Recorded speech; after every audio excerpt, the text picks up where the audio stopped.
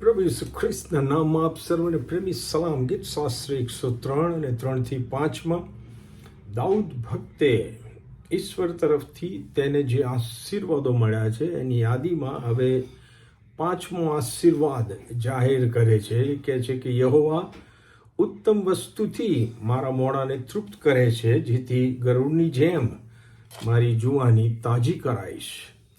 The Lord fills my life with good things. My youth is renewed like the eagles. Or the Lord satisfies my ears with good things, so that my youth is renewed like the eagles. આપણે શીખ્યા કે યહોવા તેમની RAM નજર અને કૃપા જે રોજ સવારે તાજી કરે છે, અને તેથી આપણે નાશ પામ્યા નથી, પણ આપણા આયુષ્યમાં એક દિવસ ઉમેરાય છે. તેમજ પ્રભુની એ કૃપાના વર્તુળમાં જો આપણે જીવીએ તો તે જ પ્રભુ આપણા જીવનને ઉત્તમ આશીર્વાદોથી તૃપ્ત કરે છે કે આપણે સદા પ્રફુલ્લિત જીવનનો અનુભવ કરી શકીએ છીએ, જેને અનફેડિંગ લાઈફ મતલબ કદી કરમાઈ ન જનાર જીવન કહી શકાય.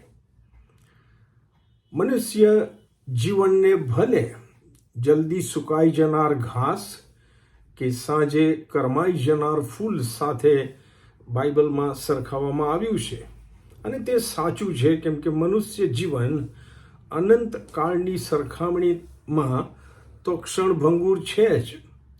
પરંતુ જો મનુષ્ય ઈસુ ખ્રિસ્તમાં પાપોની માફી મેળવીને પ્રભુની કૃપા ભૂલ્યા વગર પ્રભુના મહિમા માટે જીવતો રહે તો ગમે તેવી સારી કે માઠી પરિસ્થિતિમાં પણ તેને કદી ન કરમાઈ જનાર જીવનનો આશીર્વાદ એટલે કે અનંતકાળિક જીવનનો આશીર્વાદ ઈશ્વર આપે છે.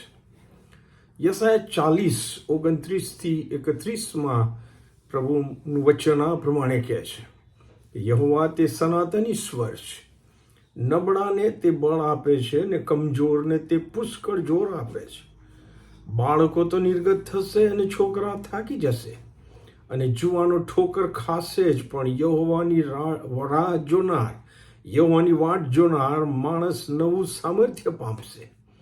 તેઓ ગરુડની પેઠ પાંખો પ્રસારશે, તેઓ દોડશે અને થાકશે નહીં, તેઓ આગળ ચાલશે અને નિર્ગત થશે નહીં.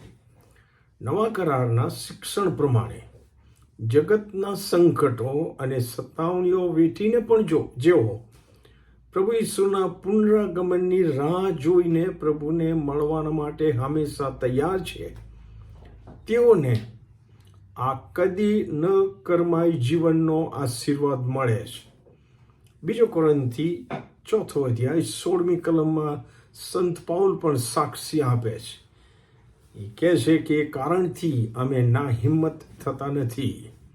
એણે બહુ તકલીફ, સતાવણી, શારીરિક માનસિક યાતનાઓ ભોગવી છે, અને છતાંય એ પ્રભુ ઈસુ ખ્રિસ્તમાં લખે છે કે અમે ના હિંમત થતા નથી, કારણ કે એને ખબર છે, કહે છે જો કે અમારું બાહ્ય મનુષ્યત્વ ક્ષય પામે છે, તો પણ અમારું આંતરિક મનુષ્યત્વ રોજ રોજ નવું, તાજું, રિન્યુડ થતું જાય છે.